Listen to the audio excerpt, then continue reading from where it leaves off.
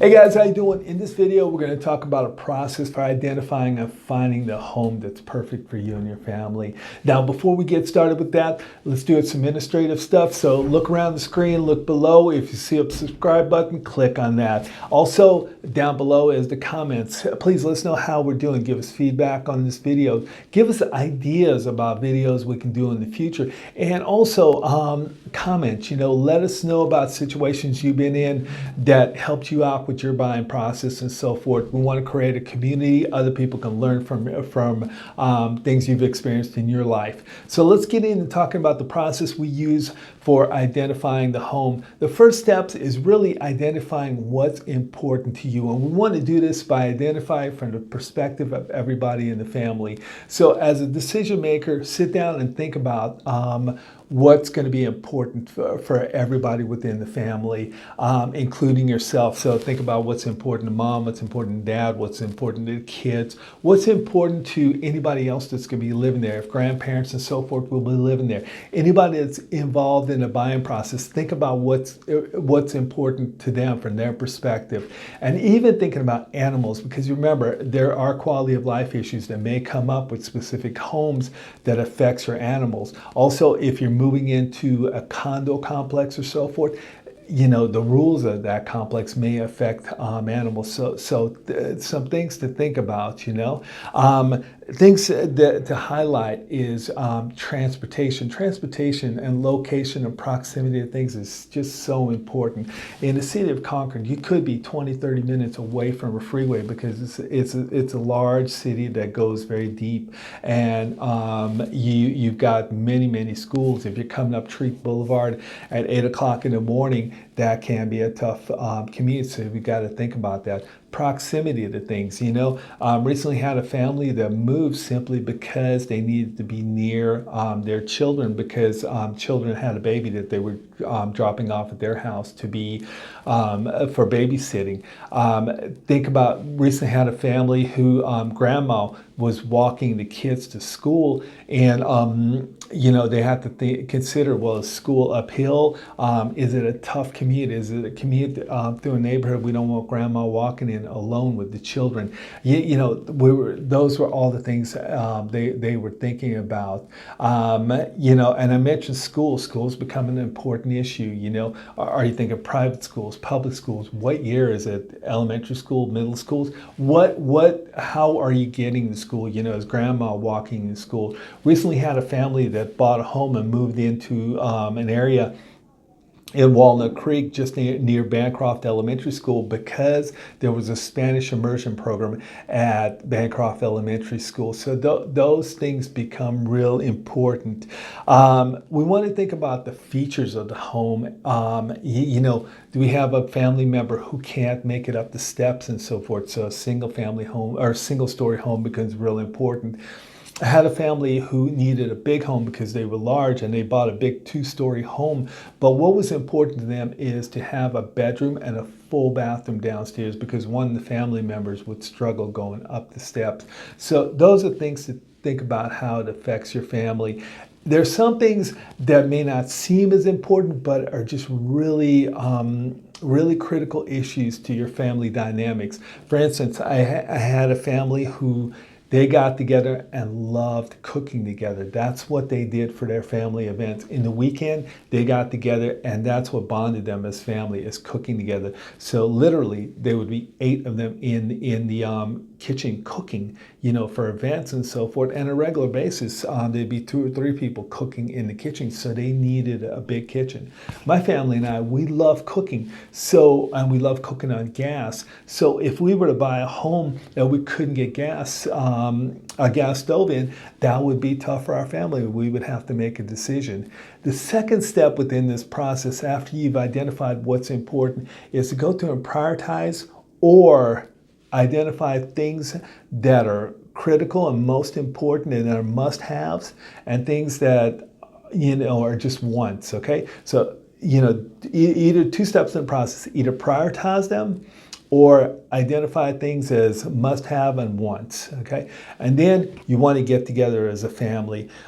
Important things to remember: get together as a family in private. You don't necessarily want to do this in front of your realtor and so forth. And you don't necessarily want to do this at an open house, get together where you can think, have discussions and so forth, and go through the process the family go through when making decisions like this,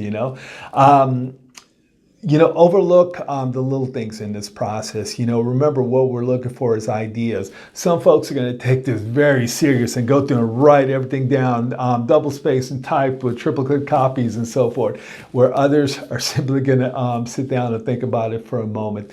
For those people who, writing it down and so forth may not be as important, think about using your phone and recording those things that are most important to you and those things that you want in the buying process itself. The next step, I'm not going to do videos on this, but the next step we want to think about is your price. And there's two processes in the price: what you're willing to pay and what you'll qualify for. That's all I'm going to say about that piece of it, simply because I'm going to do another video, and that just gets into a lot of details that I don't necessarily want to get into in this video. So look out for that video. It'll be coming probably next week, okay? Now, the third feature in this is establishing the home search, and there's just dozens of ways of doing that. Commonly, what we see people do initially is really getting out on the internet and doing that. Some things I want you guys to remember when searching on the internet, going to Zillow, Realtor.com, Trulio, and so forth. These sites are designed to connect you with real estate agents. Real estate agents pay for ads within those sites, or they pay for those for these organizations like Zillow and so forth to refer your information to them, to send them leads. And they're paying in the back end, and that's the design of these sites. So what ends up happening, if you go to multiple sites and you sign up on multiple sites, you're gonna have multiple agents calling you.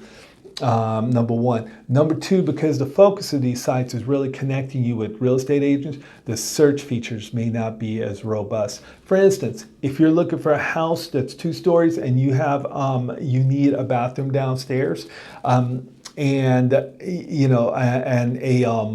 full bathroom downstairs in the bedroom, you may not actually be able to do that search. If you need a home with an ADU because you've got daughter and son and younger child moving back into your home, and it's best to give them their own space, you're not necessarily going to be able to do that search easily on a system like Zillow and so forth. The search features are not as robust.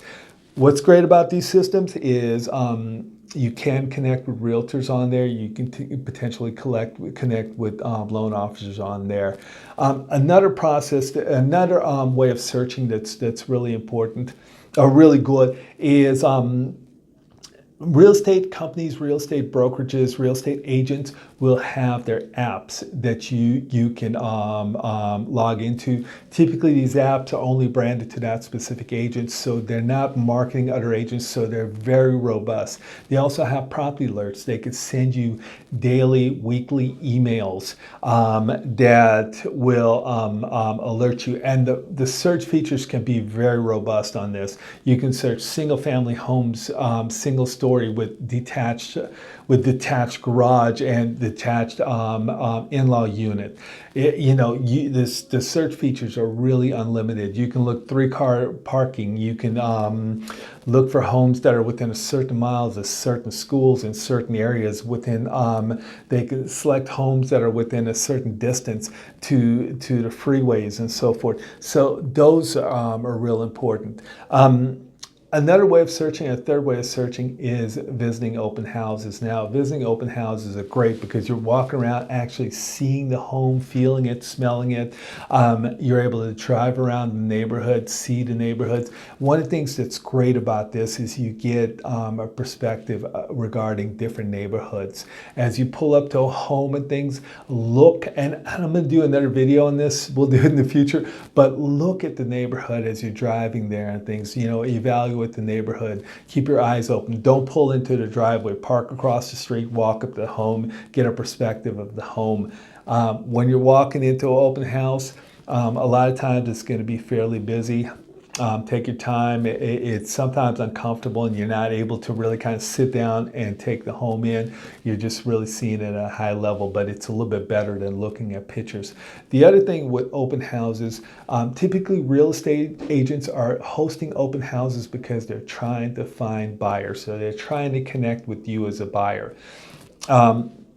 Great way to meet a real estate agent face to face, start to interview them, get a feel for who they are and so forth, because they can be very integral in your search as well. Now, one of the things to watch out with these open houses, a lot of times the real estate agent that's sitting there is not the listing agent, and that person in many cases may be a younger, less experienced agent who is just trying to pick up buyers.